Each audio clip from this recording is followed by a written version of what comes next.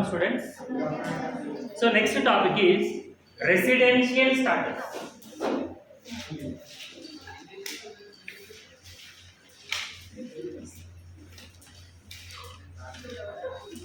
It is explained under section 6. Total taxes depends on residential status. In the previous class also I explained about tax rates. Okay now? In the case of resident, tax rates are different.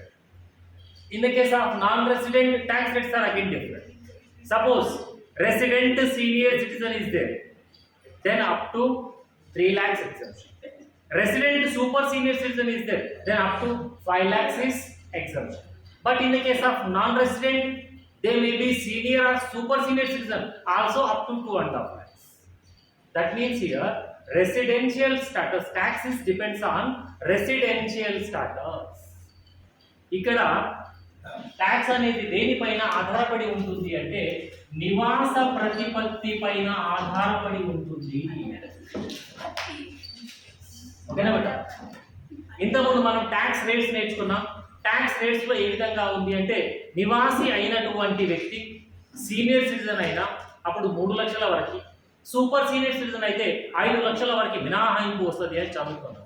అదే ఒకవేళ non resident అయి ఉంటే ఆయన senior అయినా super senior అయినా 2.5 lakhs దాకానే వస్తుందని చదువుకున్నాం. అంటే ఇక్కడ మనం సింపుల్ ఒక పాయింట్ తోనే మనం చెప్పగలవచ్చు, రెసిడెన్షియల్ స్టాటస్ కి ట్యాక్స్ కి సంబంధం ఉంటుంది. So residential status, whose residential status, every person residential status you have to find out here. ప్రతి వ్యక్తి యొక్క పర్సన్ అనగానే మన బుర్రలో రావాల్సింది 7 వ్యక్తులు. చెప్పాను కదా, individual, HUF, company, partnership, AOP, BOI, local authority, agent, వీళ్ళందరికీ సంబంధించినటువంటి రెసిడెన్షియల్ స్టాటస్ ని మనం ఇక్కడ లెక్క కట్టాల్సి ఉంటుంది. అర్థమైన పాయింట్ ఇక్కడ. ఎవరెవరికి లెక్క కట్టాలి? అందరికీ. ఎంతమంది వ్యక్తులు ఉంటే అంతమంది వ్యక్తులకు సంబంధించిన రెసిడెన్షియల్ స్టాటస్ ని మనం లెక్క కట్టాలి. ఎందుకు లెక్క కట్టాలని చెప్తున్నాను? ట్యాక్స్ అనేది రెసిడెన్షియల్ స్టాటస్ పైన డిపెండ్ అయి ఉంటుంది. Right? So first of all I'm explaining to you about residential status of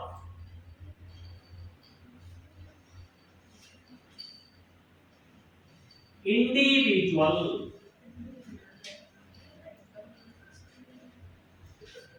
Residential status of individual. Residential status of individual is classified into basically 2 types. Basically how many types? 2 types. One is called resident, అంటే తెలుగులో నివాసి అని అంటారు. Another one is called non-resident, అంటే నివాసి కానివాడు అంటారు.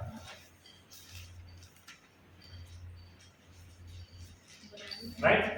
Basically, residential status of individual is classified into 2 types: resident and non-resident. నివాసి, నివాసి కానివాడు అంటారు. Suppose if he is a resident, then again it is classified into 2 types. Okay? One is resident, ordinarily resident.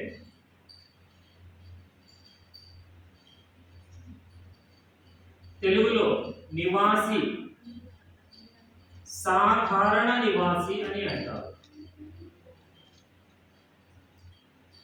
Another one is resident, but not ordinarily resident.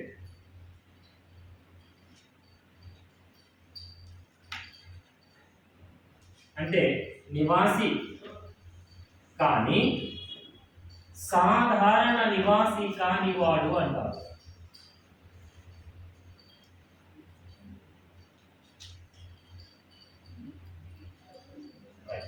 So first of all, you have to find out whether he is a resident or non-resident. Suppose he is a resident, again you have to find out whether he is an ordinarily resident or not ordinarily resident. మనం ముందుగా ఏం చేయాలి అంటే నివాస ప్రతిపత్తిలో individual కి సంబంధించి రెసిడెంటా non రెసిడెంటా find out చేయాలి. ఏం ఫైండ్ అవుట్ చేయాలి? రెసిడెంటా నాన్ రెసిడెంటా, నివాసి కానివాడా అనే దాన్ని మనం ముందుగా లెక్క కట్టాలి. ఒకవేళ నివాసి అయితేనే మళ్ళీ మనకి ఇక్కడ రెండు రకాలుగా వర్గీకరిస్తారు. సాధారణ నివాసి కానివాడు అని. ఎప్పుడది? నివాసి అయితే. Suppose he is the non resident, there is no further classification. Suppose he is a resident, then only again further classified into two types, ordinarily and not ordinarily in simple terms. Okay na, right? ఇది individual యొక్క residential status యొక్క only classification మాత్రమే. HUF ని కూడా ఇదే టైంలో ఉంటుంది classification. అర్థమైందా? ఇంకెవరికి? హెచ్యుఎఫ్ యొక్క క్లాసిఫికేషన్ కూడా ఇలాగే ఉంటుంది.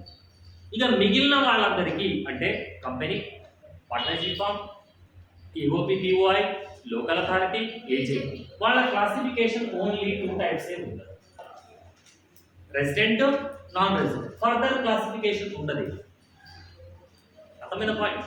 ఇండివిజువల్ కి అదేవిధంగా హెచ్యుఎఫ్ కి రెసిడెంట్, నాన్ రెసిడెంట్. రెసిడెంట్ అయితే మళ్ళీ రెసిడెంట్ ఆర్డినరీ రెసిడెంట్ అని, resident but not ordinary resident అనే క్లాసిఫికేషన్ ఉంది. ఎవరెవరికి? ఇది individual and HUF.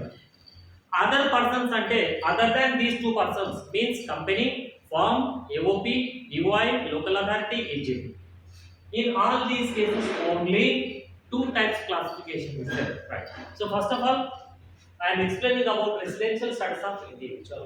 When one individual is called resident, ఎప్పుడు ఇండివిజువల్ ని మనం రెసిడెంట్ అని అంటాము. So here two conditions given. They are called basic conditions.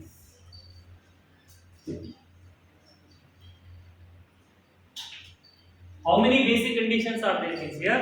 Two basic conditions are there. ప్రాథమిక షరతులు అంటారు తెలుగులో. ఓకేనా? How many basic conditions are there? Two basic conditions. Any one basic condition is satisfied, then he is called resident. Okay na? Basic conditions are two. Any one condition satisfied, then that individual is called resident for the previous year. Find out the residential status for every year separate. Okay na? Residential status అనేది yearly wise separate గా ఉంటుంది but.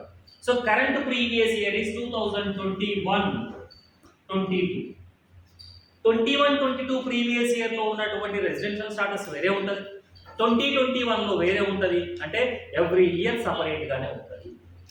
ఒక year లో resident అయింది కదా అని చెప్పి next year లో రెసిడెంట్ కావాలని రూల్ ఏం లేదు. ఏ ఇయర్ది ఆ ఇయర్కే ఉంటుంది, రైట్? సో ఇక్కడ బేసిక్ కండిషన్స్ ఎన్ని ఉంటాయని చెప్పాను? 2 ఉంటాయి. రెండింటిలో ఎన్ని సాటిస్ఫై చేయలేము మనం? ఏదన్నా ఒకటి సాటిస్ఫై చేస్తే వాళ్ళని రెసిడెంట్ అంటారని చెప్తున్నాను. So what is the condition number 1? Condition number 1 is he is in India during the previous year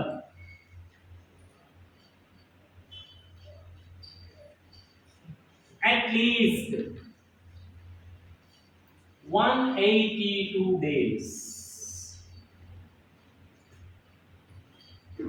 He is in India during the previous year at least 182 days.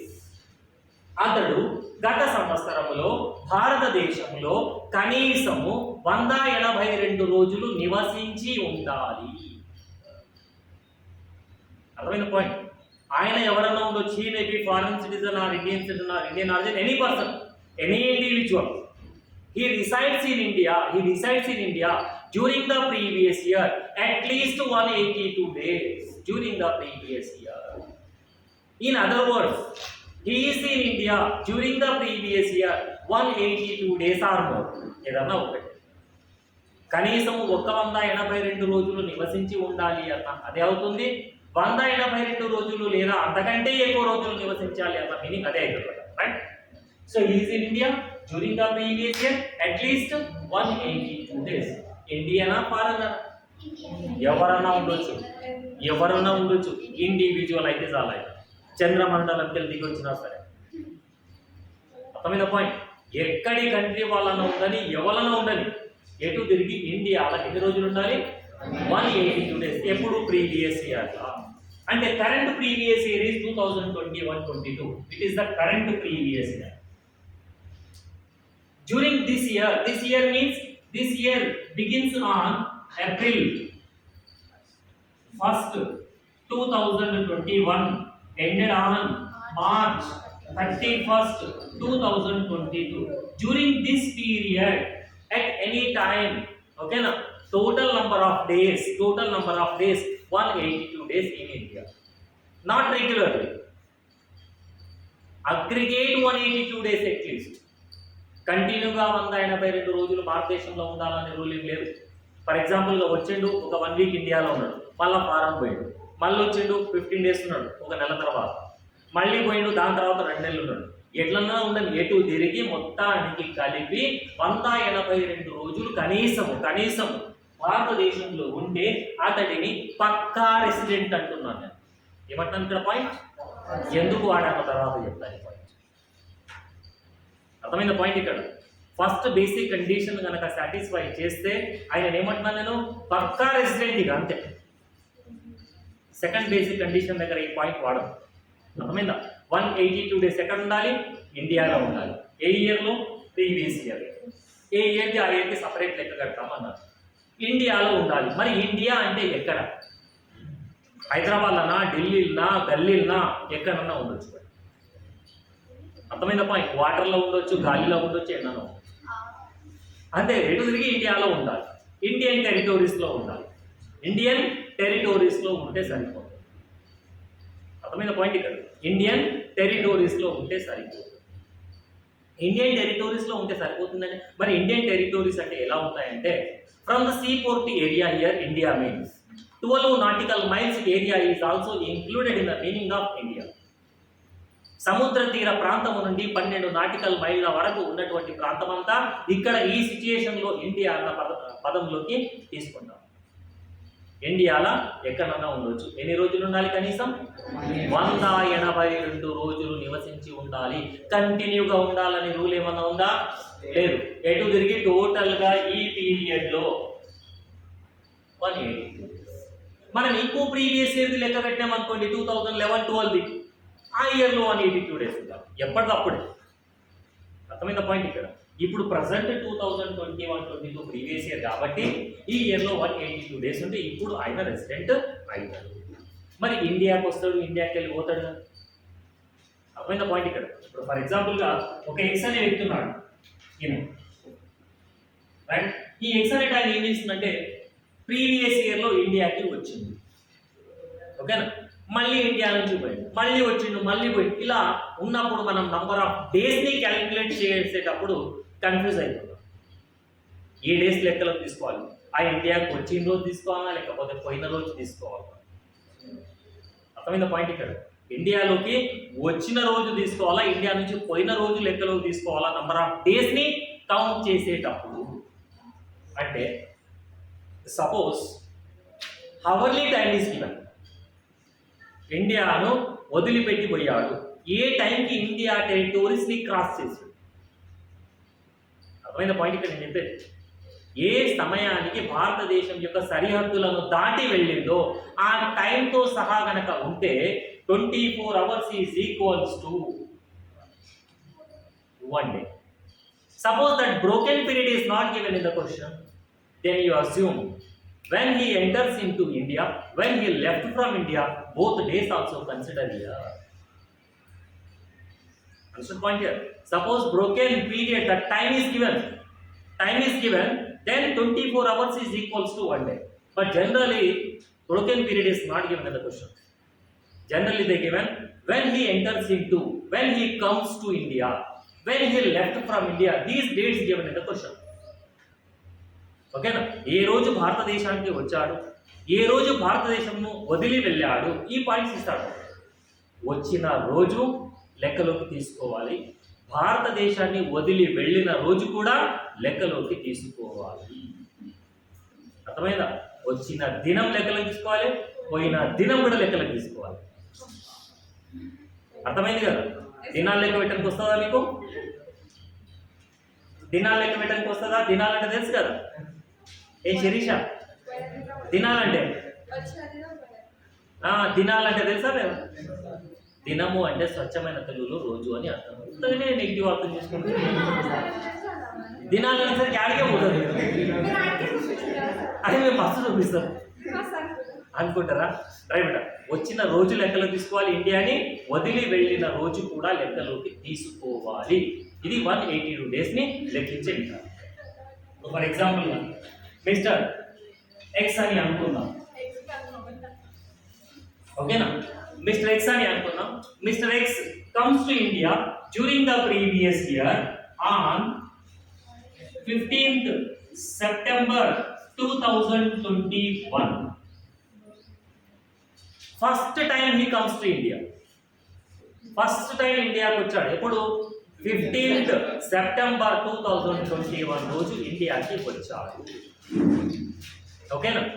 మళ్ళీ ఇండియాని వదిలిపెట్టి వెళ్ళిందో అని చెప్పలేదు, వచ్చింది ఇండియా ఉండడానికి అనుకున్నాం.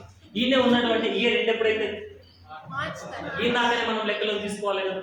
అంటే 15th September నుంచి ఓకేనా March 31st 2022 దాకా ఆయన ఎన్ని రోజులు భారతదేశంలో ఉన్నాడు లెక్క కట్టాలి. అంటే ఈ కండిషన్ సాటిస్ఫై చేసిందా లేదా చూడాలి కదా మనం. అంటే September 2021 how many days he is in India?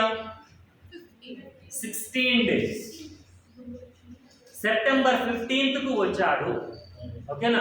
ఆ వచ్చిన రోజు కూడా లెక్కలోకి తీసుకోవాలి అని చెప్పాను. అంటే September 15 నుంచి కౌంట్ చేస్తే September 30 వరకు, 30 ఉంటుంది కదా అక్కడ. ఎన్ని రోజులు అయితే అంటే 16 days అయితే right. Next October 2021 31 days, November 30 days, December 31 days, January 31 days, February sometimes 29 days కూడా వస్తుంది. లీప్ ఇయర్ 2022 అనేది లీప్ ఇయర్ కాదు కదా, 28. Next March 31. Now you count all these days. 1 2 3 4 5 6 180 182 198 days.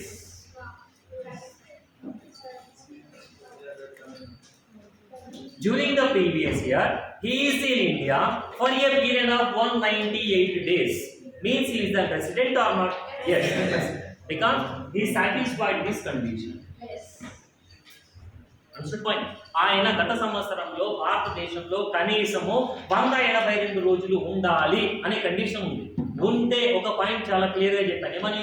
Pakka resident అన్నాను. ఎందుకు అన్నాను తర్వాత చెప్తానని చెప్పాను. ఓకేనా? రైట్. రెసిడెంట్ అయినా కాదు. ఈ విధంగా మనం నంబర్ ఆఫ్ డేస్ ని లెక్క పెట్టాలి. Right. This is condition number 1.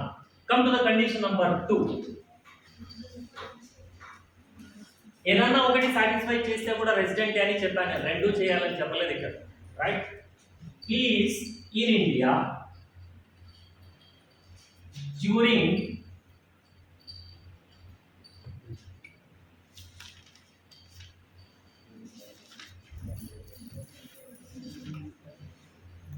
the previous year at least 60 days. During he is in India during the previous year at least 60 days and at least 365 days during 4 years immediately preceding to the previous year.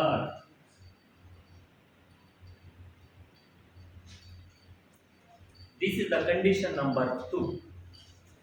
He is in India during the previous year at least 60 days and and at least 365 days, at least 365 days during 4 years immediately preceding to the previous year.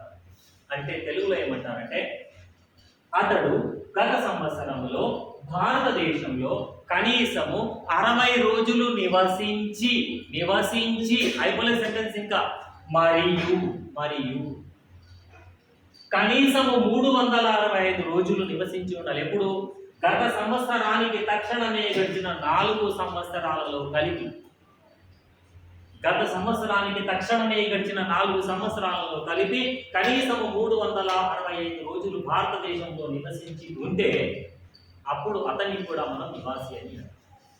He is in India during the previous year at least 60 days. So what is our previous year? 2021-22, right? ఈ 2021-22 years ని మనము previous year అని అంటాం, current previous year. During this year at least 60 days ఇండియాలో ఉండాలి. ఈ year లో at least ఎంత ఉండాలి? 60 డేస్ ఇండియాలో ఉండాలి. Right beta. మరియు ఓన్లీ 60 డేస్ ఉంటే సరిపోదు. మరియు at least 365 days 4 years, during 4 years immediately preceding to the previous year. Immediately preceding to the 4 years means 2021-22 to previous 4 years. Previous 4 years means 2020, 21, 2019, 2020, 2018, 19, 2017 and 18. During all these 4 years are called immediately preceding the previous years. గత సంవత్సరంలో కనీసము 60 రోజులు భారతదేశంలో నివసించి ఉండి మరియు గత సంవత్సరానికి తక్షణమే గడిచినటువంటి ఈ 4 సంవత్సరాలలో కలిపి కనీసము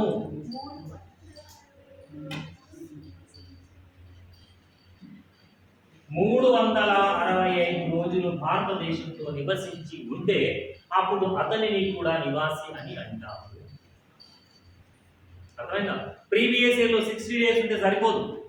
ప్రీవియస్ ఇయర్ లో అట్లీస్ట్ 60 డేస్ ఉండి ప్రీవియస్ ఇయర్ కు ప్రిసీడింగ్ లో ఉన్నటువంటి ఆ 4 ఇయర్స్ లో కలిపి ఎప్పుడైనా సరే, ఈ 4 ఇయర్స్ లో కలిపి ఎప్పుడైనా సరే అట్లీస్ట్ 365 డేస్ కనుక ఇండియాలో ఉంటే అప్పుడు అతనిని కూడా మన నివాసి అని అంటాము. అర్థమైన పాయింట్ ఇక్కడ. అంటే ఇక్కడ ఎన్ని రోజులు ఉండాలి? మినిమం 60 కాదు, 60 ఉండొచ్చు, అంతకంటే ఎక్కువ కూడా ఉండొచ్చు. ఈ 4 సంవత్సరాలు కలిపి మినిమం 365 డేస్. 4 సంవత్సరాలు ఇక్కడ ఒక రోజే ఉన్నాడు, ఇక్కడ 200 ఉన్నాడు, ఇక్కడ ఒక 100 ఉన్నాడు, ఇక్కడ ఒక 200 ఉన్నాడు, ఉండొచ్చు. లేకపోతే ఇది ఒకటే సంవత్సరంలోనే 365 కూడా ఉండొచ్చు. ఎటు తిరిగి ఈ 4 సంవత్సరాలలో కలిపి కనీసం 365 రోజులు ఉండాలి, మళ్ళీ ఈ కండిషన్తో పాటు. అప్పుడు అతనిని కూడా నివాసి అని అంటాము. ఓకేనా? Any one condition is satisfied, then he is called resident, otherwise non-resident. ఓకేనా? None of the basic condition is satisfied, then he is called non-resident. ఈ 2 కండిషన్స్ లో ఏ ఒక్క కండిషన్ సాటిస్ఫై చేయకపోయినా, అంటే రెండింటిలో ఏదో ఒకటి సాటిస్ఫై చేసినా రెసిడెంట్ అవుతారు, రెండింటిలో ఏది కూడా చేయలేడు అనుకోండి, అప్పుడు ఏమంటారు? నాన్ రెసిడెంట్ అని అంటారు. కొన్ని ఎక్సెప్షనల్ కేసెస్ లో తప్ప, అవేందో తర్వాత చదువుతుంది. ఓకేనా? కొన్ని ఎక్సెప్షనల్ కేసెస్ లో తప్ప, ఓకేనా, మిగిలిన అన్ని సందర్భాల్లో ఇలాగే ఉంటుంది. రైట్? సపోజ్ ఫర్ ఎగ్జాంపుల్ గా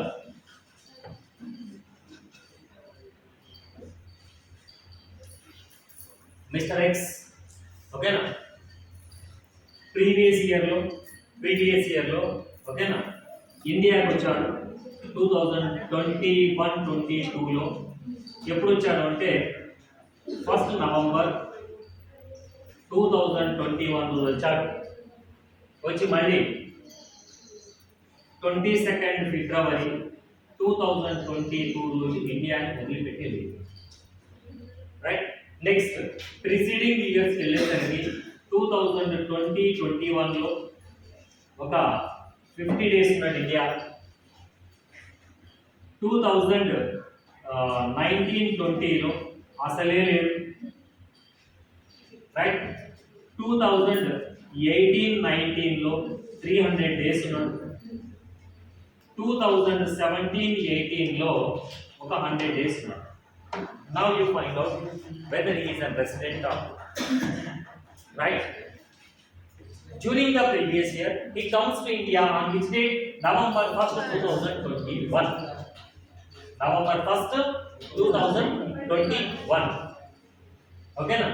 అంటే నవంబర్ మంత్ మొత్తం ఇండియాలో ఉన్నాడా లేదా? ఉన్నాడు. అంటే ఎన్ని రోజులు అయితే 30 డేస్ అయితే. డిసెంబర్ మంత్ మొత్తం కూడా ఇక్కడే ఉన్నాడు కదా, 31 డేస్. జనవరిలో కూడా మొత్తం ఇక్కడే ఉన్నాడు కదా, 31 డేస్. ఫిబ్రవరిలో 22 డేస్. మీకు చాలా క్లియర్గా ఏం చెప్పాను? He comes to India, left from India. Both days you consider. భారతదేశానికి వచ్చిన రోజు, పోయిన రోజు రెండు కూడా కన్సిడర్ చేయాలి. Except in the case of broken period given in hours. ఓకేనా? ఇప్పుడు ఇవి టోటల్ చేస్తే 144 అంతేనా? కాదు, sorry 9 90 140 days. Second basic condition లోని హాఫ్ కండిషన్ సాటిస్ఫై చేయాలి. హాఫ్ చేస్తే రాదు లెక్కలోకి, మొత్తం చేయాలి. అట్లీస్ట్ 60 డేస్ అండ్ మళ్ళీ చేయాలి కదా. అండ్ వచ్చేసరికి ఇక్కడ ఈ ఇమ్మీడియట్లీ ప్రిసీడింగ్ 4 ఇయర్స్ లో కలిపి 450 డేస్ ఉన్నారు. అంటే రిమైనింగ్ హాఫ్ కండిషన్ కూడా సాటిస్ఫై చేసిందా లేదా? yes satisfy. అందుకే ఆయన ఏమంటాం మనము? రెసిడెంట్ అని అంటాం. Any doubts?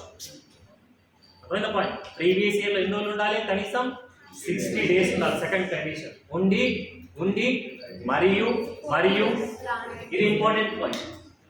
మరియు గత సంవత్సరానికి తక్షణమే గడిచినటువంటి 4 సంవత్సరాలలో కలిపి కనీసము 340 రోజులు భారతదేశంలో ఉండాలి. At least 365 days during 4 years immediately preceding to the previous లో. ఈ విధంగా ఉంటేనే అప్పుడు రెసిడెంట్ అని అంటారు. ఒకవేళ ఈ రెండింటిలో ఇది సాటిస్ఫై చేయలేడు, ఇది సాటిస్ఫై చేయలేడు, అప్పుడు ఆయన ఏమంటారు? నాన్ రెసిడెంట్ అని అంటారు. రైట్. సపోజ్ ఇక్కడ వచ్చేసరికి 114 డేస్ ఉన్నాడు, ఇక్కడ కూడా నిల్ అని అనుకుందాం కొద్దిసేపటి. అప్పుడు ఎంత అవుతుంది? ఇక్కడ 350 డేస్ అవుతుంది. హాఫ్ కండిషన్ సాటిస్ఫై చేసినట్టు రిమైనింగ్ హాఫ్ కూడా సాటిస్ఫై చేయాలి కదా, చేయలేడు కదా. ఫస్ట్ కండిషన్ కు ఎలిజిబుల్ కాడు. ఫస్ట్ కండిషన్ కి ఎలిజిబుల్ అయితే సెకండ్ కి ఓని మనం. ఫస్ట్ కండిషన్ లోనే 182 డేస్ ఉన్నాడు అనుకోండి, సెకండ్ కి ఎందుకు పోతాం? 182 డేస్ కంటే తక్కువ ఉన్నప్పుడే కదా మనం సెకండ్ కండిషన్ కి పోయేది. అర్థమైంది పాయింట్? అందుకే నేను మీకు ఒక పాయింట్ ఏం చెప్పాను? 182 డేస్ ఉంటే పక్కా ఎందుకన్నాను తర్వాత చెప్తాను చెప్పాను. ఓకేనా? బట్ ఒకవేళ ఫస్ట్ కండిషన్ కి ఎలిజిబుల్ కాకపోతేనే సెకండ్ కండిషన్కి వెళ్తాము. సెకండ్ కండిషన్ కనుక వాళ్ళు సాటిస్ఫై చేయకపోతే అప్పుడు నాన్ రెసిడెంట్. ఇప్పుడు ఇక్కడ 114 డేస్ ఉన్నాడు, ఒప్పుకుంటా. కానీ ఇంకో 365 ఉండాలి కదా, అట్లీస్ట్ ఉన్నాడా? కాబట్టి ఏమంటాం? నాన్ రెసిడెంట్ అని అంటాం. Any doubts about the resident or non resident? Right. Now come to the point. Whether he is a resident, again we classified 2 types, ordinarily or not ordinarily resident. Resident అయితే మళ్ళీ వర్గీకరించాం కదా, ఓకేనా? Ordinary resident అని, not ordinary resident అని వర్గీకరించాం. ఓకేనా? Right. For the purpose of ordinary resident,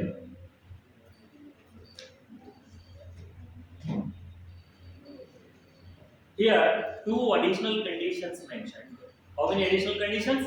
2 additional conditions.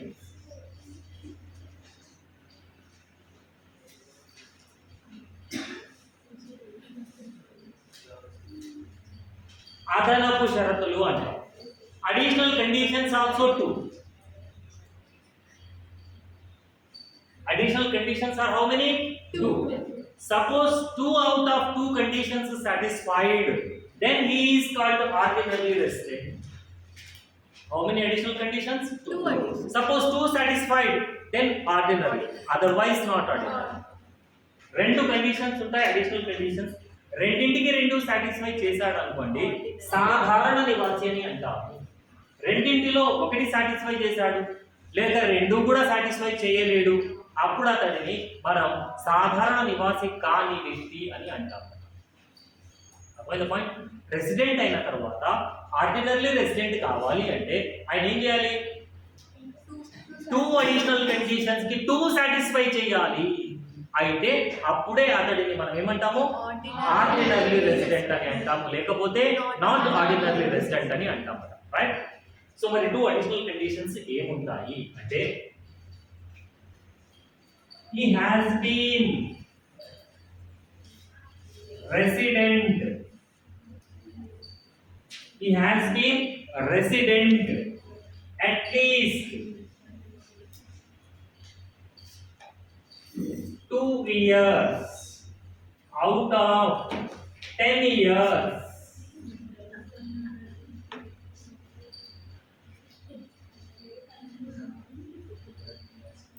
Immediately preceding to relevant previous year.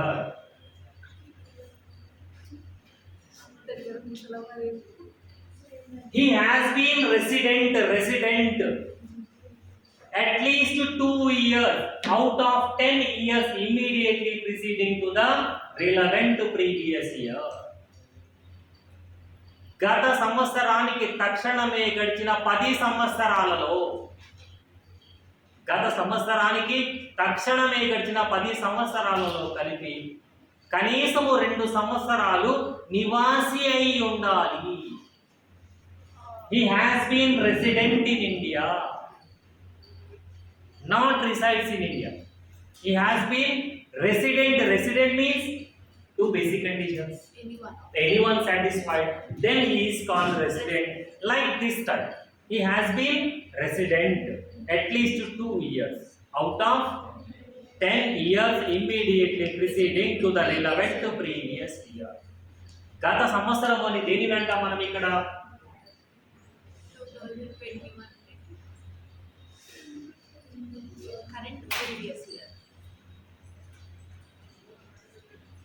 2021-22 is our current previous year. Here immediately preceding 10 previous. గత సంవత్సరానికి తక్షణమే గడిచిన 10 సంవత్సరాలు అంటే 2020, 21, 2019, 20, 2018, 19, 2017, 18, 2016, 17, 2015, 16, 2014, 15, 2013, 14, 2012, 13, 2011, 12. Out of these 10 years, at least 2 years he has been resident. He has been resident. నివసించి ఉండాలని నేను చెప్పట్లేదు, నివాసి అయి ఉండాలి. నివసించడము అంటే నంబర్ ఆఫ్ డేస్లకు. నివాసి కావాలి అంటే ఈ 2 బేసిక్ కండిషన్స్లో ఏదో ఒకటి సాటిస్ఫై చేయాలి, అప్పుడే ఆయన్ని మనం రెసిడెంట్ అని అంటాం.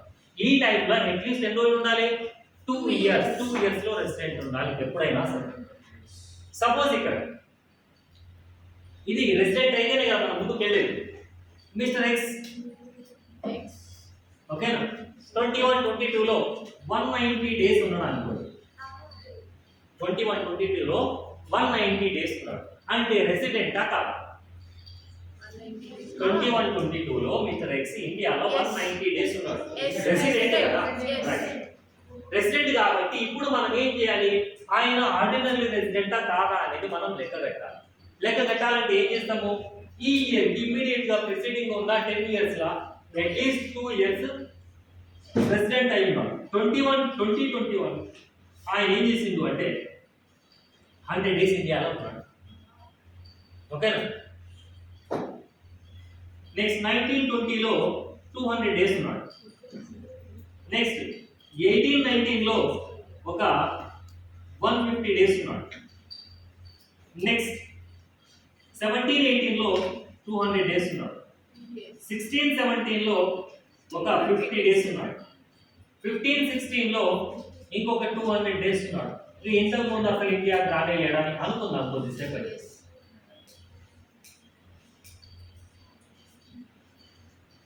అట్లీస్ట్ 2 ఇయర్స్ రెసిడెంట్ ఉండాలి. ఇక్కడ రెసిడెంటా కాదని ఎట్లా చెప్పినావు అప్పుడే? సెకండ్ బేసిక్ కండిషన్ కూడా ఉండొచ్చు కదా. సెకండ్ బేసిక్ కండిషన్ ప్రకారం పోతే అట్లీస్ట్ 60 డేస్ ఈ ఇయర్ లో ఉన్నాడా లేదా? ఈ ఇయర్ కి తక్షణమే గడిచిన 4 సంవత్సరాల్లో కలిపి అట్లీస్ట్ 365 ఉన్నాడు కదా. ఇక్కడ 2021 లో 60 డేస్ ఉంటే ఇక్కడ ఉన్న ఈ 4 ఇయర్స్ లో కలిపి 365 ఉండాలి.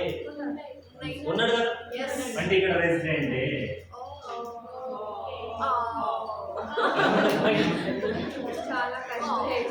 చాలా కష్టమైంది బట్ నేర్చుకుంటే అన్ని ఈజీనే.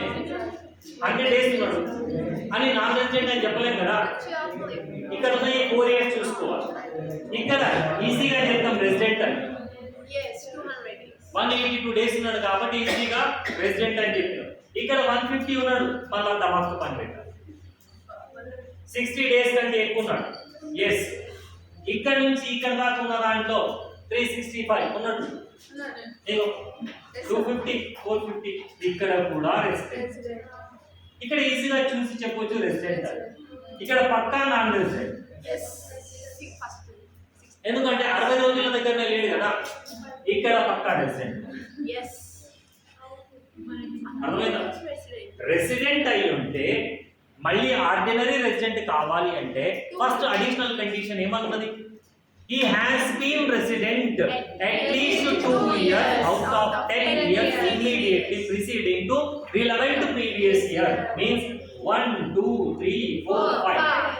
At least 2 years ఉండాలి కదా. 5 years ఉన్నాడు అంటే first additional condition satisfied. Next come to the second additional condition. Second additional condition is, come on, ఇది ఇలాగే రాయాలి ఎగ్జామ్ లో. 99% లాంగ్ క్వశ్చన్ వస్తుంది.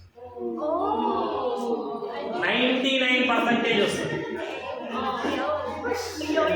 ప్రాబ్లం అన్న రావచ్చు, థియరీ అన్న రావచ్చు. అర్థమైందా పాయింట్? ప్రాబ్లం అయినా రావచ్చు, థియరీ క్వశ్చన్ గారైనా రావచ్చు. ఇంత క్లియర్ గా చెప్పినా 100 పేపర్స్ కరెక్షన్ చేసే సింగిల్ స్టూడెంట్ కూడా కరెక్ట్ రాయడు. ఇంత క్లియర్ గా చెప్తున్నాను కదా.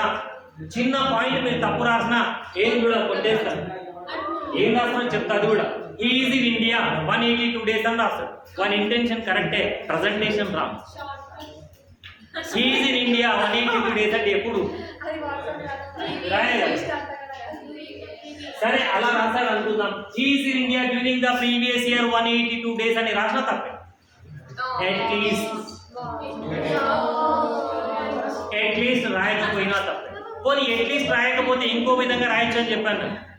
Easy in India during the previous year 182 days or more than 182 days అన్న మీనింగ్ ఒకటే అవుతుంది కదా. అలా రాసినా ఇలా రాస్తేనే మార్క్ వేస్తారు.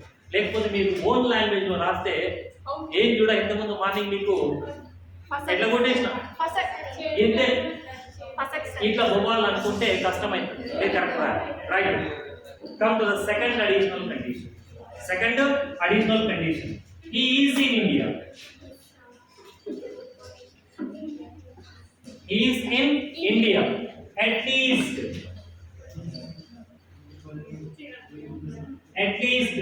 730 days. At least 730 days during 7 years. During 7 years immediately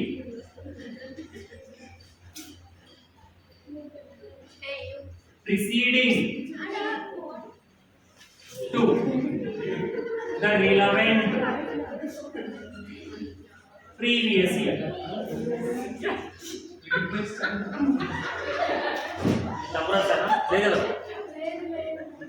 చెప్పండి డౌట్ ఏంటి? Right. He is in India. తర్వాత మాట్లాడుకుందామట. First listen careful.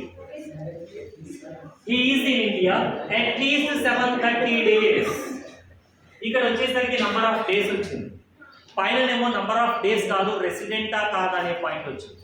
He is in India at least 730 days during 7 years.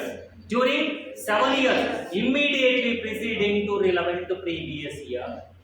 So this is our previous year. Okay na? This is our current previous year.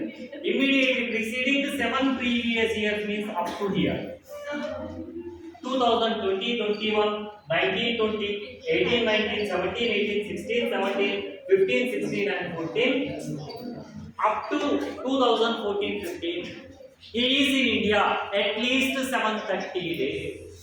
At least 730 days. ఉండాలి. చూద్దాం. 100, 300, 450, 650, 700, 900. మనం తీసుకున్న ఈ ఎగ్జాంపుల్లో ఆయన 900 days ఇండియాలో ఉన్నాడు. ఎన్ని రోజుల్లో 900 days ఉండాలి? గత సంవత్సరానికి తక్షణమే గడిచిన 7 సంవత్సరాలలో కలిపి కనీసము 730 రోజులు భారతదేశంలో నివసించి ఉండాలి. ఇక్కడ నివసించి ఉండాలి అంటున్నాము, ఇక్కడ నివాసి కావాలి అని అంటున్నాము. రెండింటికి చాలా తేడా ఉంది. నివసించడం అన్నప్పుడు నంబర్ ఆఫ్ డేస్ ని లెక్కలో తీసుకుంటాము, నివాసి అన్నప్పుడు బేసిక్ కండిషన్స్ లోకి వెళ్తాం. అర్థమైన point. So here immediately preceding the 7 previous years at least 730 days he is in India. Okay na? Then second additional condition, suppose 2 additional conditions are satisfied, then he is called ordinarily resident.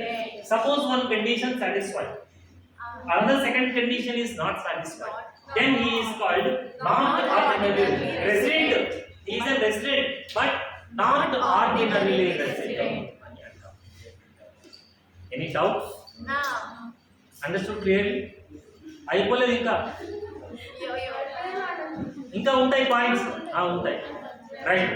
So ఇది రెసిడెంటా non రెసిడెంటా అన్నటువంటి points చెప్పాను. Resident కావాలి అంటే basic conditions రెండు, ఏదైనా ఒకటి satisfy చేస్తే resident అవుతారు. ఫస్ట్ బేసిక్ కండిషన్ సాటిస్ఫై చేస్తే పక్కా రెసిడెంట్ అని చెప్పినాం. అంటే సెకండ్ బేసిక్ కండిషన్ చెప్పినప్పుడు ఎక్కడ కూడా పక్కా రెసిడెంట్ అని చెప్పలేదు. అర్థమైన పాయింట్. నెక్స్ట్ బేసిక్ కండిషన్స్ లో ఏదో ఒకటి సాటిస్ఫై చేస్తే రెసిడెంట్ అన్నాను. రైట్. రెసిడెంట్ అయితే ఆయన ఆర్డినరీ రెసిడెంట్ కావాలి అని అనుకుంటే కంపల్సరీ 2 అడిషనల్ కండిషన్స్ ని సాటిస్ఫై చేస్తేనే ఆర్డినరీ రెసిడెంట్ అని అంటాము, లేకపోతే నాట్ ఆర్డినరీ రెసిడెంట్ అని అంటాం. Right. Next come to the point exceptions. Is it? Yes, sir.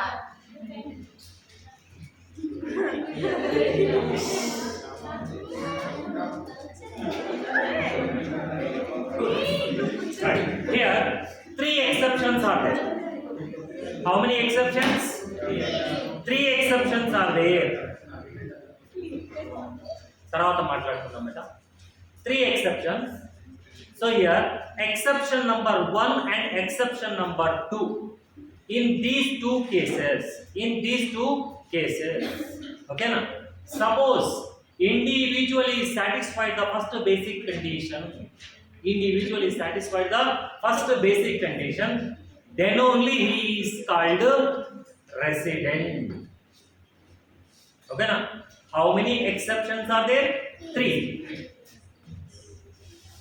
Exception ante మినహాయింపులు అని అంటారు. Total number of exceptions are 3. Exception number 1 and exception number 2. ఈ రెండింటిలో కూడా ఇండివిజువల్ అనేవాడు ఫస్ట్ బేసిక్ కండిషన్ అంటే 182 డేస్ కండిషన్ సాటిస్ఫై చేస్తేనే రెసిడెంట్ అవుతాడు, లేకపోతే నాట్ రెసిడెంట్ అవుతాడు. Third exception applicable from the assessment year 2021-22 onwards.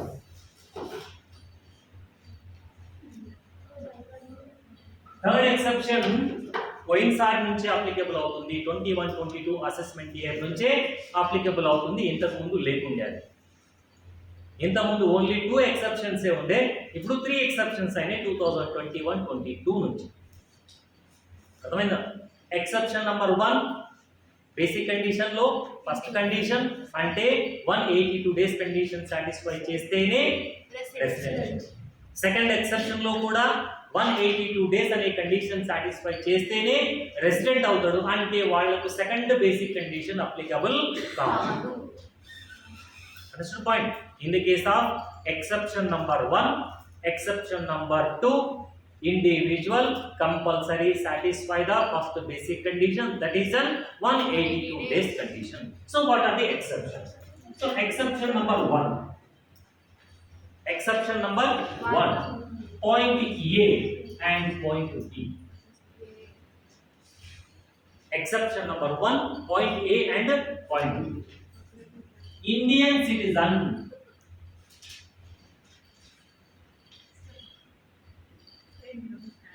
Indian citizenship అనేటటువంటిది ఎవరికైనా వస్తుంది. ఫారినర్ అయినా సరే ఇండియాలో ఉన్నటువంటి కండిషన్స్ ప్రకారము ఫలానా ఇన్ని రోజులు ఉన్నట్టయితే మీకు సిటిజన్షిప్ ఇస్తామని ఉంటుంది. అర్థమైన పాయింట్? 5 years అట్లా ఉంటుంది కదా కండిషన్. అలా ఉంటే ఇండియన్ సిటిజన్షిప్ అనేటటువంటిది ఎవరికైనా ఇస్తారు. ఇండియాలో పుడితేనే ఇండియన్ సిటిజన్షిప్ అనరు. అర్థమైన పాయింట్? సిటిజన్షిప్ అనేటటువంటిది మనం ఉండేటటువంటి ఇయర్స్ని బట్టి ఇస్తాం ఇండియా. నేను ఇక్కడ చెప్పే పాయింట్ ఎవరికి అప్లికబుల్ అవుతుంది? ఇక్కడ ఇండియన్ సిటిజన్ కి మాత్రమే, not for foreign citizen. Indian citizen left from India or leaves from India, left from India during the previous year for employment purpose.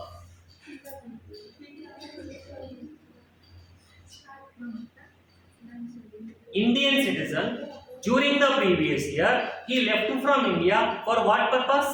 Employment purpose.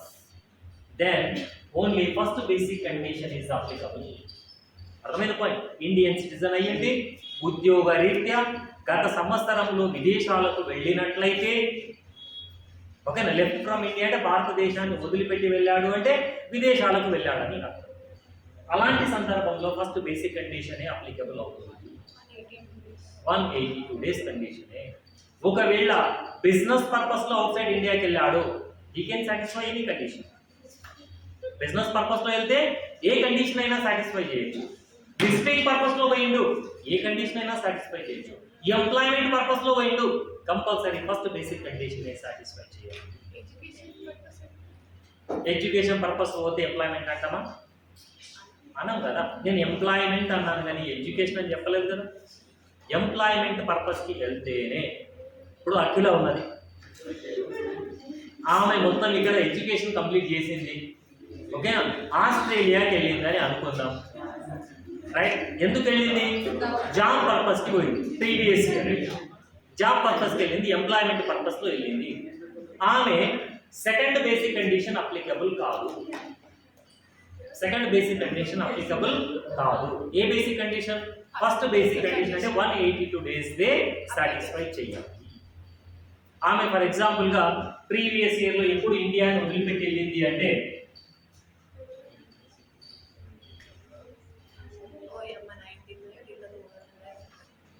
September 21, 2021లో ఇండియాని వదిలిపెట్టి వెళ్ళింది. మీద పాయింట్ ఇక్కడ సెప్టెంబర్ 21, 2021 రోజు ఇండియాని వదిలిపెట్టి వెళ్ళింది. అంటే ఇండియాలో ఆమె ఎన్ని రోజులు ఉందో చెప్పండి, క్యాల్కులేట్ చేయండి. అఖిల left from India on September 21, 2021 for the purpose of employment. ఉద్యోగ రీత్యా ఆమె సెప్టెంబర్ 21, 2021 రోజున భారతదేశాన్ని వదిలిపెట్టి విదేశాలకు వెళ్ళింది. ఇప్పుడు ఆమె గత సంవత్సరంలో భారతదేశంలో ఎన్ని రోజులు ఉన్నది? How many days she is in India during the previous year? Find out. I am not asking in months. I want your days. దినాలు కావాలి, వాయమ్మ గారు దినాలే కావాలి. Find out.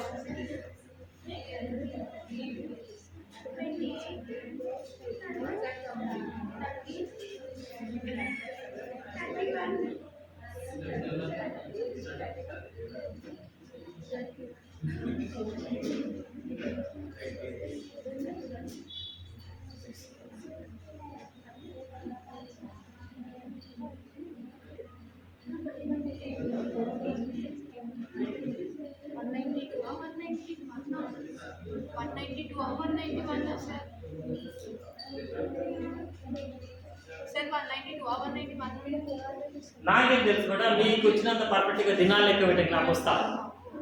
మీరు దినాలు ఎట్లా లెక్క పెడతారో కూడా నాకు తెలిసి ఇప్పుడు ఈడ. మీరు లెక్క పెట్టే దినాలని తప్పని కూడా నాకు తెలుసు. 174 174 క్యాలిక్యులేట్ చేసిన వాళ్ళది కరెక్ట్. ఆమె ఇండియాని వదిలిపెట్టి ఈ డేట్ రోజు పోయిందంటే ఈ డేట్ దాకా ఇండియాలో ఉన్నట్లనే కదా. మీరేం చేస్తున్నారో నేను చెప్తా. తొందర ఏడికి వెళ్ళి ముందటి లెక్క పెట్టు. ఏ మధ్యల ఎట్లా లెక్క పెట్టాం? సెప్టెంబర్ నుంచి మీరు మార్చి దాకా లెక్క పెట్టి ఉంటారు.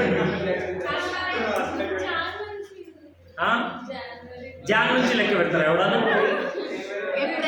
ఏప్రిల్ టు మార్చ్, జనవరి మర్చిపోవాలి మనం మీద. మేము మార్కులు వేసినప్పుడు మర్చిపోతాం. రైట్. సెప్టెంబర్ 21 వరకు మాత్రమే లెక్క పెట్టాలి. అంటే ఏప్రిల్, మే, జూన్, జూలై, ఆగస్ట్ 5 months. ఓకేనా? 5 months కి ఎంత అవుతుంది అంటే 5 × 15 150. మే, జూలై, ఆగస్టులో 31 ఉంటుంది కాబట్టి 3 153. సెప్టెంబర్లో 21 174. అంటే ఆమె రెసిడెంటా నాన్ రెసిడెంటా? ఫస్ట్ టైం పోయిందని ఇండియా వదిలిపెట్టి, అయినా నాన్ రెసిడెంట్. ఎందుకు? 182 days అనేటటువంటి ఫస్ట్ బేసిక్ కండిషన్ సాటిస్ఫై చేయాలి. ఆమె చేయలేదు కాబట్టి ఆమె ఏమంటాము? Non resident. మనం ఇక్కడ అవన్నీ చూడం కదా. రైట్. ఇది ఏ అనే కండిషన్, ఏ అనే point. Next second point, Indian citizen. ఓకేనా? Membership in crew. Indian citizen. This second one also here in first exception 2 points are there. Second one is B point is Indian citizen. He is a member in ship in crew. Then also he has to satisfy the first basic condition. నౌకలలో members ఉంటారు కదా, ఉద్యోగం చేసేవాళ్ళు. వాళ్ళు India నుంచి outside ఇండియాకి, outside India నుంచి ఇండియాకి వస్తూ వెళ్తూ ఉంటారు కదా. అట్లాంటి టైంలో వాళ్ళు కూడా కంపల్సరీ 182 days కండిషన్ సాటిస్ఫై చేయాలి. ఇండియన్ సిటిజన్ అయి ఉండాలి, అది కూడా member in ship in crew అయి ఉండాలి. ఓకేనా? నౌకాయాన సంస్థలో సభ్యుడు అయి ఉండాలి. ఓకేనా? నౌకాయాన సంస్థలో సభ్యుడు అయి ఉన్నట్లయితే అప్పుడు కూడా వాళ్ళు ఏది సాటిస్ఫై చేయాలి?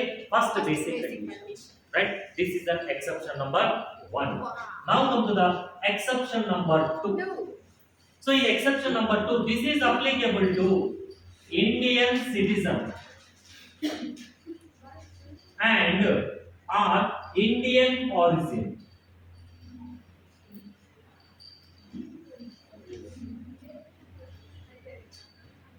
Second exception, Indian citizen or Indian origin. First exception only Indian citizen. Citizenship అనేటటువంటిది ఎవరికైనా వస్తుందని చెప్పాను, కానీ ఆరిజిన్షిప్ అనేది మనం పుట్టుకను బట్టి వస్తుంది. అర్థమైన పాయింట్. ఇండియన్ ఆరిజిన్స్ అంటే స్వచ్ఛమైన తెలుగులో ఏమంటారంటే భారతీయ సంతతికి సంబంధించిన వాళ్ళు. ఎస్. ఎవరిని ఇండియన్ ఆరిజిన్స్ అని అంటారంటే individuals, parents or grandparents they born in undivided India. Understood point here? Individuals, parents or grandparents born in undivided India, then they are called Indian origin. భారతదేశం నుండి పాకిస్తాన్, బంగ్లాదేశ్ ఇవన్నీ విడిపోయినాయి కదా. విడిపోవడానికంటే ముందున్న భారతదేశంలో ఆ ఇండివిజువల్ యొక్క మొత్తానికి నేను ఇక్కడ సబ్జెక్ట్ చెప్తున్నాను, టైం పాస్ చేస్తలేదు. ఓకేనా, రైట్. ఇక్కడ ఇండియన్ సిటిజన్ ఇక్కడ ఇండియా అంటే ఇట్లనే పోతుంది చూడండి. అంటే ఏదైతే అన్డివైడెడ్ ఇండియా ఉంటుందో, అన్డివైడెడ్ ఇండియా అంటే ఏంటంటారు అంటే భారతదేశం నుంచి పాకిస్తాన్, బంగ్లాదేశ్ ఇవన్నీ విడిపోవడానికంటే ముందు ఆ ఇండివిజువల్కి సంబంధించినటువంటి పేరెంట్స్ కానీ గ్రాండ్ పేరెంట్స్ కానీ ఇండియాలో పుట్టి ఉంటే ఆ ఇండివిజువల్ ఇండియన్ ఆరిజిన్ అని అంటారు. అర్థమైందా? ఫర్ ఎగ్జాంపుల్గా మనం శిరీషని తీసుకుందాం. శిరీష ఎక్కడ పుట్టిందంటే అమెరికాలో పుట్టింది, అందుకే అంత తెల్లగా ఉన్నది. ఓకేనా. శిరీష యొక్క పేరెంట్స్ కూడా ఆడే పుట్టిరు అనుకుందాం, లేకపోతే ఇండియాలో పుట్టిరు. మీ పేరెంట్స్ కూడా అక్కడే పుట్టిరు, కానీ మీ grandparents either maternal side or paternal side, అంటే తల్లి తరపున కావచ్చు, తండ్రి తరపున కావచ్చు, వాళ్ళు మాత్రము అన్డివైడెడ్ ఇండియాలో. అర్థమైన పాయింట్ ఇక్కడ. శిరీష యుఎస్లో పుట్టింది, ఓకేనా. వాళ్ళ ఫాదర్ అన్డివైడెడ్ ఇండియాలో పుట్టినా, లేకపోతే వాళ్ళ గ్రాండ్ పేరెంట్స్, వాళ్ళ ఫాదర్ కానీ మదర్ కానీ, ఓకేనా, వాళ్ళ పేరెంట్స్ ఇండియాలో పుట్టినా, లేదా వాళ్ళ grand parents either maternal or paternal, తల్లి తరపున కావచ్చు, తండ్రి తరపున కావచ్చు, గ్రాండ్ పేరెంట్స్ కనుక అన్డివైడెడ్ ఇండియాలో పుట్టి ఉంటే ఇప్పుడు ఆమెను ఏమంటారంటే ఇండియన్ ఆరిజిన్ అని అంటారు. అంటే భారతీయ సంతతికి సంబంధించిన వ్యక్తి. సంతతి అంటే ఇక్కడి వాళ్ళే అక్కడ ఉన్నారని అర్థం. ఏం శిరీష అంతే కదా? Right. Now come to the point. I've understood about the Indian citizen or origin. Right. Indian citizen or origin comes to India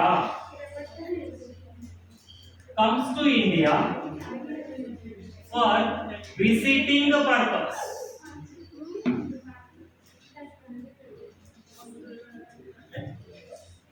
Indian citizen or Indian origin comes to India during the previous year.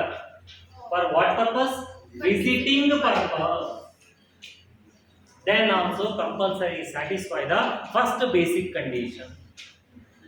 That means 182 days condition.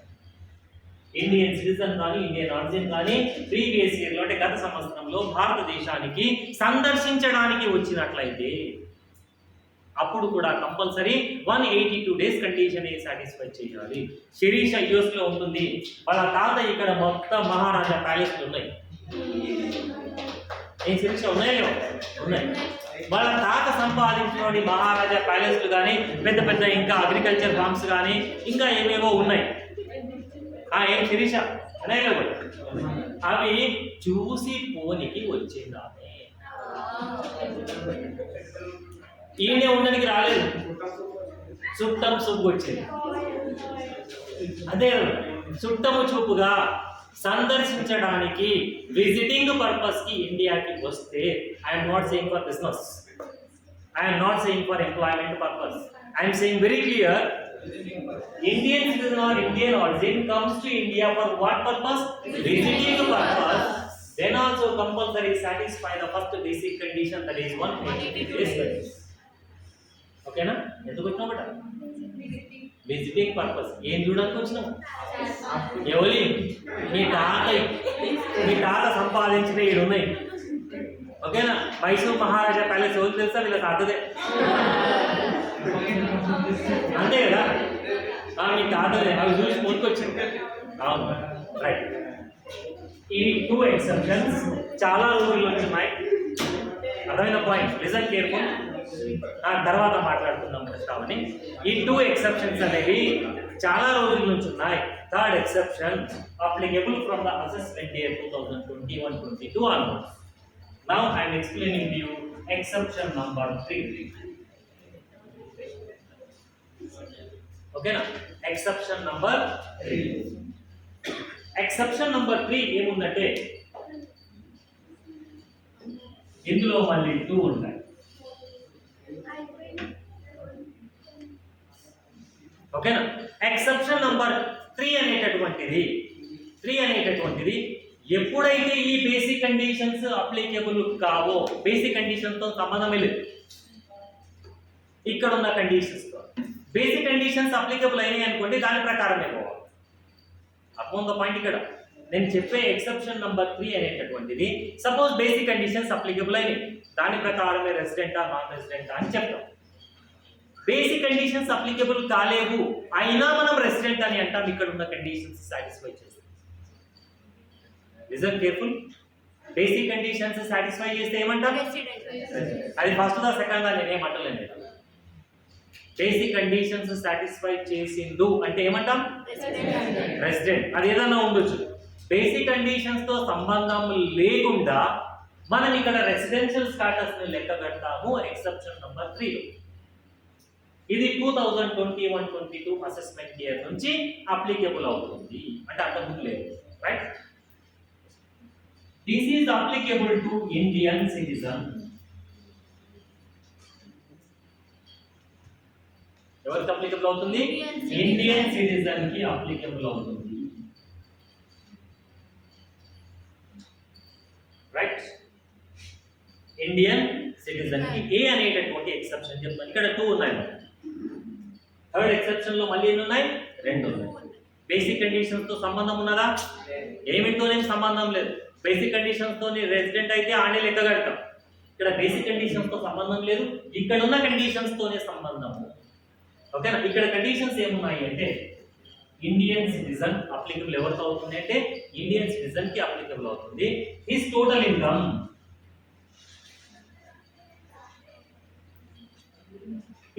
Income exceeds 15 lakh rupees during the previous year.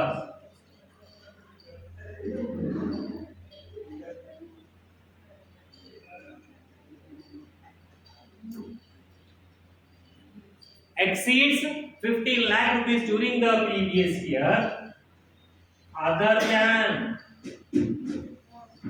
foreign source.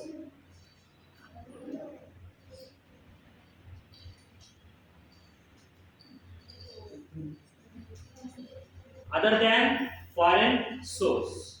His total income exceeds 15 lakh rupees during the previous year. Other than foreign source means other than foreign income. మళ్ళీ తర్వాత next topic లో మనం చదువుకుంటాం Indian income అంటే ఏంటి, foreign income అంటే ఏంటి అనేది. అర్థమైన పాయింట్. ఇండియన్ ఇన్కమ్ అంటే ఏంటి, ఫారిన్ ఇన్కమ్ అంటే ఏంటి అనేది మళ్ళీ వస్తుంది. ఇక్కడ నేను చెప్పే పాయింట్ ఏంటి, his total income exceeds 15 lakh rupees. అతడి యొక్క మొత్తము ఆదాయము 15 లక్షల కంటే ఎక్కువగా ఉండాలి, దీంతో సంబంధం లేకుండా. Other than foreign source, foreign source కాకుండా అంటే ఫారెన్ ఇన్కమ్ కాకుండా ఇండియన్ ఇన్కమ్ అని అర్థం. ఎంత ఉండాలి? 15 lakhs కంటే ఎక్కువగా ఉండాలి. And he is not liable to tax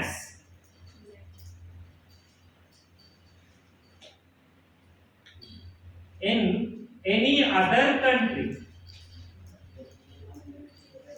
due to his residence or due to his domicile or due to any other criteria. Okay na? He is not liable to tax in any other country due to his residence or any other criteria like this nature. అంటే అతడు వేరే దేశాలలో పన్ను చెల్లించాల్సిన బాధ్యత లేకుండా ఉండాలి. ఎందుకంటే ట్యాక్స్ కి సంబంధించిన కండిషన్స్, రూల్స్, రెగ్యులేషన్స్ కంట్రీకి మధ్యలో డిఫరెంట్ ఉంటాయి. ప్రతి కంట్రీలో సేమ్ టైప్ అయితే ఉండవు కదా. సో అతడు కనుక ఫర్ ఎగ్జాంపుల్గా యుఎస్లో ట్యాక్స్ కట్టాల్సి వస్తుంది. అర్థమైన పాయింట్. ఎక్కడ? యుఎస్లో ట్యాక్స్ కట్టాల్సి వస్తుంది. ఎందుకంటే ఆయన అక్కడ నివసిస్తున్నాడు కాబట్టి. నేను చాలా క్లియర్గా చెప్పాను. నివసించే ప్రాంతాన్ని బట్టి ఒకవేళ గనక ఆయన యుఎస్లో ట్యాక్స్ కట్టాల్సి వచ్చింది అనుకోండి, అప్పుడు ఇది అప్లికబుల్ కాదు. He is not liable to tax in any other country. He is not liable to tax in any other country due to his residence or any other criteria like this type. అతడు యుఎస్లో నివసిస్తున్నాడు కాబట్టి అక్కడ ఉన్నటువంటి conditions ప్రకారం, అక్కడ ఉన్న rules ప్రకారము అక్కడ కనుక ఆయన ట్యాక్స్ కట్టాడు అనుకోండి, ఓకేనా, అప్పుడు ఆయన రెసిడెంట్ కాదు. ఆయన యుఎస్ లో నివసిస్తున్నాడు లేదా ఇంకా ఏదో కంట్రీలో నివసిస్తున్నాడు కానీ అక్కడ ట్యాక్స్ పడతలేదు, ఆయనకు అక్కడ ట్యాక్స్ పడతలేదు. కానీ మన ఇండియన్ ఇన్కమ్ ఆయనకి ఎంత ఉన్నది? More than 15 lakhs. 15 lakhs ఉంటే కూడా రాదు. మోర్ దాన్ 15 lakhs ఉంటేనే అప్పుడు ఆయనను మనం రెసిడెంట్ అని అంటాము. కానీ నాట్ ఆర్డినరీ రెసిడెంటే అనాలి. ఏమనాలి? నాట్ ఆర్డినరీ రెసిడెంట్ అనాలి. Understood about the A point, A exception. A exception లో ఏం చెప్పారు? ఈ ఎక్సెప్షన్స్ లో థర్డ్ ఎక్సెప్షన్ కి సంబంధించి బేసిక్ కండిషన్స్ అప్లికబుల్ అవుతాయా? ఒకవేళ అయితే దాని ప్రకారమే రెసిడెంట్ అని చెప్తాం మనం. అర్థమైన పాయింట్. బేసిక్ కండిషన్స్ కనుక సాటిస్ఫై చేస్తే ఆయన రెసిడెంట్ కాదా దీని ప్రకారం లెక్క కట్టినము రెసిడెంట్ అయింది, ఓకే. కానీ బేసిక్ కండిషన్స్ తో సంబంధం లేకుండా రెసిడెన్షియల్ స్టాటస్ ని లెక్క కట్టేటటువంటిది 21-22 అసెస్మెంట్ ఇయర్ నుంచి అప్లికేబుల్ అవుతుంది. దానికి సంబంధించి ఇక్కడ 3 కండిషన్స్ ఉన్నాయి. ఎవరికి అప్లికేబుల్ అవుతుంది అని చెప్పాను అంటే ఇండియన్ సిటిజన్ కి అప్లికేబుల్ అవుతుంది. వాళ్ళ యొక్క టోటల్ ఇన్కమ్ అనేటటువంటిది 15 lakhs కంటే ఎక్కువ ఉండాలి, ఫారెన్ సోర్స్ ఇన్కమ్ కాకుండా. ఫారెన్ సోర్స్ అంటే మనకు ఫారెన్ ఇన్కమ్, ఇండియన్ ఇన్కమ్ రెండు ఉన్నాయి. ఫారెన్ ఇన్కమ్ పక్కకు పెట్టాలి, ఇండియన్ ఇన్కమ్ లెక్కలకు తీసుకోవాలి. అది 15 lakhs కంటే ఎక్కువ ఉందా లేదా? ఎక్కువ ఉంటేనే అప్లికేబుల్ అయింది. నెక్స్ట్, అతడు వేరే దేశంలో పన్ను చెల్లించాల్సిన బాధ్యతను కలిగి ఉండకూడదు. అతడు నివసిస్తున్నందువల్ల అక్కడ ఆయన వేరే దేశంలో నివసిస్తున్నాడు, ఓకేనా, లేదా ఇంకేదో అలాంటి క్రైటీరియా వలన అక్కడ ఉన్నందుకు ఆయన పన్ను చెల్లించాల్సిన బాధ్యత కనుక ఆ దేశానికి ఉంటే ఇక్కడ ఆయనకు నివాసి అని అనము. అక్కడ నివసిస్తున్నాడు కానీ ఆడ ట్యాక్స్ కడతలేడు, అక్కడున్న రూల్స్ ప్రకారం ఆయన ట్యాక్స్ పడతలేదు. ఇక్కడ ఇండియాలో ఉన్న రూల్స్ ప్రకారం ఈ కండిషన్ కనుక సాటిస్ఫై చేస్తే ఆయనకు మనం ఏమంటామంటే రెసిడెంట్ అని అంటాము. ఆర్డినరీ కాదు, ఇక్కడ నాట్ ఆర్డినరీ మాత్రమే అని అంటాం. This is the exception number A. Right. Next come to the point, exception number B. Right? Exception number B. This is applicable to Indian citizen or Indian origin. మళ్ళీ వచ్చేసి Indian citizen, Indian origin. First the Indian citizen కి applicable అవుతుంది. Second the Indian citizen అన్న ఉండొచ్చు, Indian origin అయినా ఉండొచ్చు. ఇక్కడ కూడా total income exceeds rupees 15 lakhs other during the previous year other than foreign source. ఎవరికి అప్లికబుల్ అవుతుంది బట్ ఇది ఇండియన్ సిటిజన్ కి, ఇండియన్ ఆరిజిన్ కి అప్లికబుల్ అవుతుంది. అలాగే టోటల్ ఇన్కమ్ అనేటటువంటిది 15 lakhs కంటే ఎక్కువ ఉండాలి. Other than foreign source. Next condition number 3, ఓకేనా. He comes to India in the ములారా. He comes to India for the purpose of visiting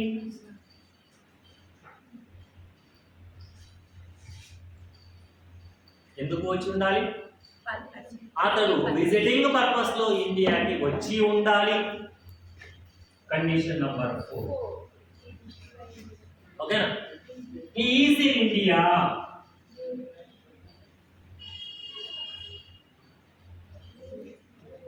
at least during the previous year,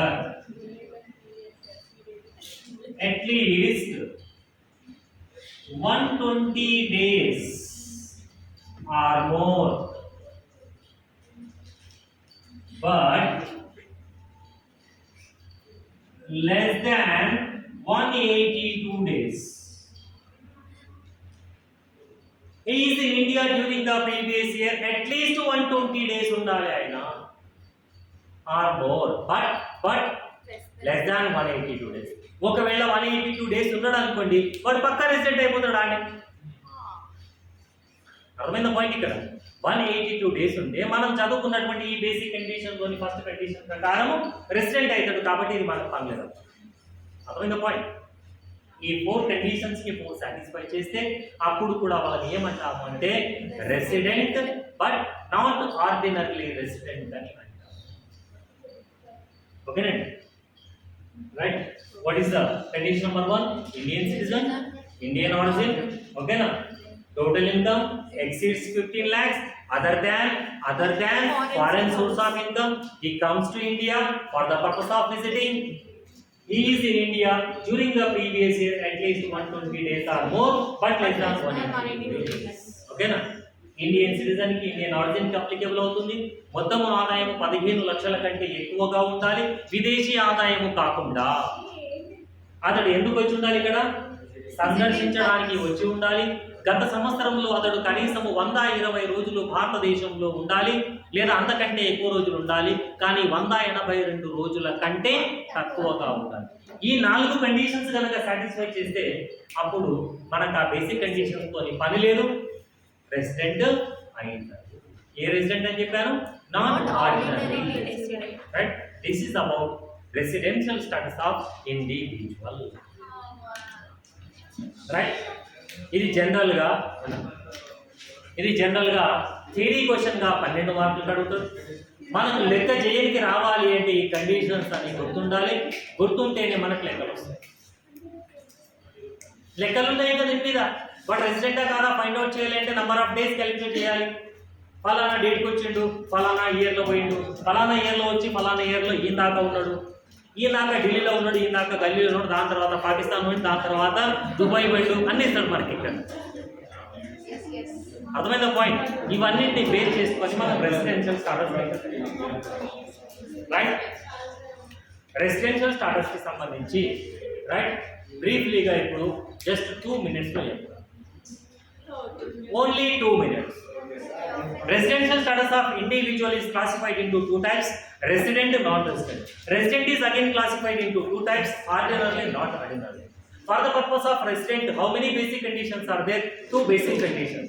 Condition number 1, any one condition is satisfied, he is called resident. He is in India during the previous year at least 182 days. Then he is called pakka resident అని ఎందుకన్నా మీకు అర్థమైందంట. Next, second basic condition, he is in India during the previous year at least 60 days and this is the most important point, and at least 365 days during the 4 years immediately preceding to the 4 previous years. Any one condition satisfied, resident. Suppose he is a resident, again you have to find out whether he is an ordinary or not ordinary. For the purpose of ordinary, 2 additional conditions are there. 2 satisfied, then he is called ordinary, otherwise not ordinary. Condition number 1, he has been resident in India at least 2 years out of the 10 years immediately preceding to the previous year, relevant to previous year. Second additional condition is, he is in India at least 730 days immediately preceding to the 7 relevant to previous year. If 2 additional conditions are satisfied, then he is called ordinary resident, otherwise not ordinary resident. Here exceptions are 3. Exception number 1, applicable to Indian citizen itself. Indian citizen left from India for the purpose of visiting, then compulsory he has to satisfy the first basic condition, that is 182 days condition. Indian citizen, he is a member in ship and crew, then also he has to satisfy the first basic condition, that is 182 days condition. Thereafter, second exception is applicable to Indian citizen or Indian origin. Indian citizen or Indian origin comes to India during the previous year for the purpose of visiting, then also compulsory satisfy the first basic condition. Next, exception number 3. In the case of exception number 3, no basic conditions. No basic conditions. Suppose basic conditions are satisfied, then exception number 3 is not applicable. Okay na? In exception number 3, only resident, not ordinary resident itself. Again in third exception, A point and B point is there. In A point, that is applicable to Indian citizen, his total income exceeds 15 lakh rupees other than foreign source.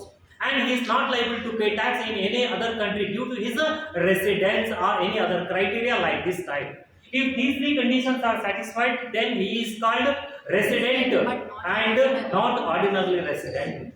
Not depends on the basic condition. Second exception in third one means B exception, applicable to Indian citizen or Indian origin. His total income exceeds 15 lakh rupees other than foreign source of income, and he comes to India for the purpose of visiting, and he is in India during the previous year at least 120 days or more, but less than 182 days. If these four conditions are satisfied, then he is called non-ordinary resident. Suppose he satisfied the basic condition, then third exception is not applicable. This exception is applicable from the assessment year 2021-22. This is called deemed resident అని కూడా అంటారు. Right, ఎంతసేపులో అయిపోయిన మా అంటే 1.5 minute అయిపోయింది. ఇంతే స్పీడ్లో మీరు నేర్చుకోవాలి. కండిషన్స్ వస్తే లెక్కలు రావు, కండిషన్స్తో పాటు అప్లికేషన్ కూడా రావాలి. Right, yes